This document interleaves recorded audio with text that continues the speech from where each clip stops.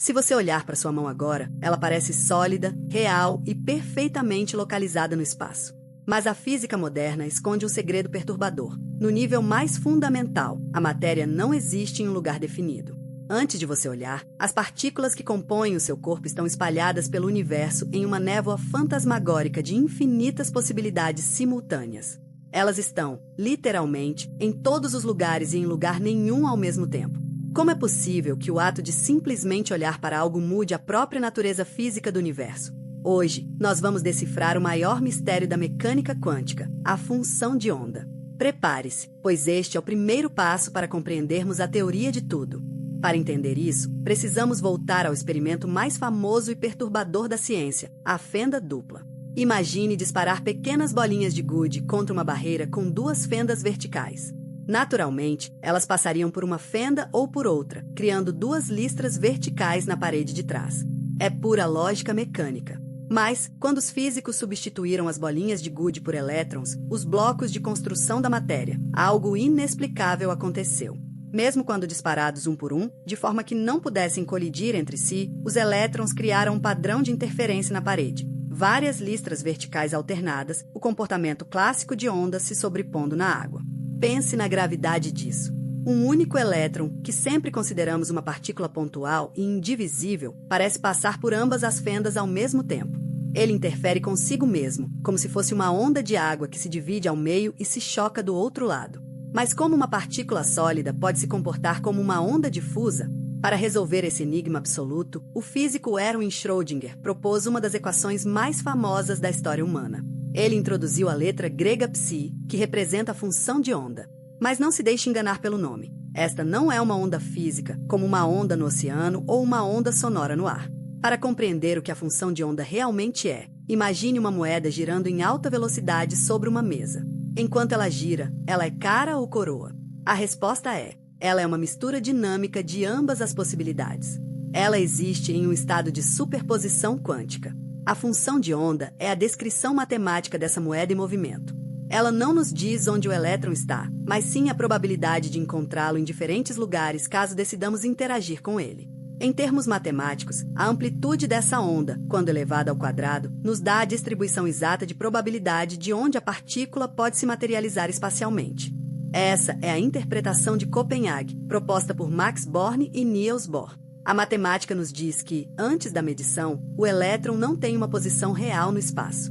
Ele é, literalmente, uma onda de informação abstrata de probabilidade pura que viaja pelo espaço.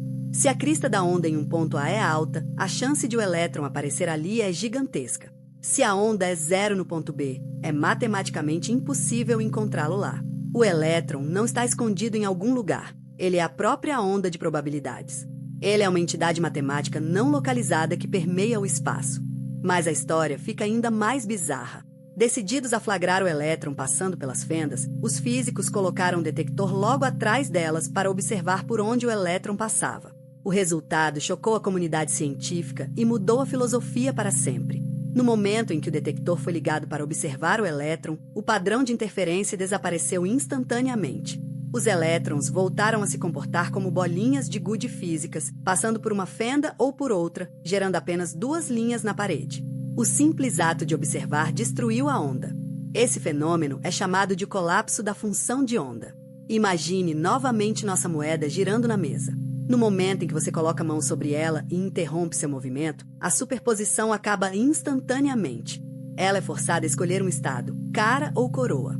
Da mesma forma, quando o detector interage com o elétron, a função de onda colapsa instantaneamente de um mar de possibilidades matemáticas para um único ponto físico no espaço-tempo.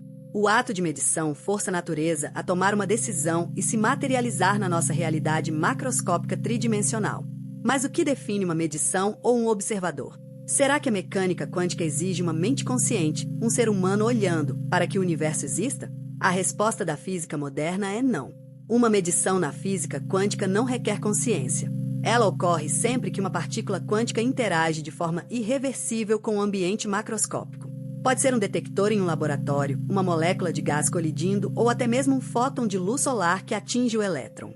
Esse processo de vazamento de informação para o ambiente é chamado de decoerência quântica e impede que objetos macroscópicos demonstrem comportamento ondulatório. Se tudo é feito de átomos, e os átomos obedecem à mecânica quântica, por que você não pode atravessar uma parede como uma onda? A resposta está na massa. Na equação de de Broglie, o comprimento de onda de qualquer objeto é inversamente proporcional ao seu momento linear. Como a sua massa é infinitamente maior do que a de um elétron, o seu comprimento de onda quântico é tão ridiculamente pequeno que é indetectável. Para todos os efeitos práticos, a sua função de onda pessoal já colapsou devido às trilhões de interações térmicas que acontecem dentro e fora do seu corpo a cada nanosegundo. Compreender como a matéria transiciona desse estado de infinitas possibilidades matemáticas para nossa realidade física e rígida é o maior desafio científico de nossa era. Dominar essa fronteira entre o macro e o micro nos permite transformar o impossível em realidade, criando computadores quânticos capazes de realizar cálculos antes impossíveis. E por falar em transformação, o apoio de hoje é da All.ai. Substitua processos lentos por funcionários digitais de elite que vendem e atendem 24 horas por dia. Link na descrição. Com as ferramentas certas, o que antes parecia ficção científica se torna uma força produtiva inevitável no nosso dia a dia. Mas por que essa mecânica probabilística incomodava tanto Albert Einstein? Ele famosamente disse que Deus não joga dados com o universo. O motivo é que a mecânica quântica colide diretamente com a relatividade geral, que descreve o tecido do espaço-tempo como algo suave, contínuo e previsível. No mundo quântico, o espaço-tempo é caótico, probabilístico e sujeito a flutuações violentas onde a própria causalidade parece se quebrar. Fundir a função de onda quântica com a gravidade de Einstein é a busca pela teoria de tudo, uma única equação capaz de explicar desde o Big Bang até o interior de um buraco negro. Quando você olha para o céu estrelado, lembre-se, a matéria que compõe aquelas estrelas e o seu próprio corpo já foi uma onda de probabilidades flutuando no vácuo primordial. Nós somos o universo observando a si mesmo, forçando a realidade a colapsar em existência a cada fração de segundo. Se você quer continuar desvendando matemática e a física mais profundas que regem a nossa existência, dê o primeiro passo para dominar esse conhecimento. Se inscreva para mais. Nos vemos no próximo vídeo.